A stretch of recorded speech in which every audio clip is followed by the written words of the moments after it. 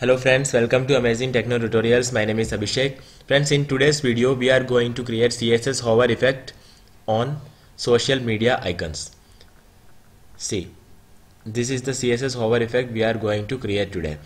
So friends, before starting this video, please subscribe to this channel and press the bell icon so that you can get all the new notification whenever I upload the new video. So friends, let's start now.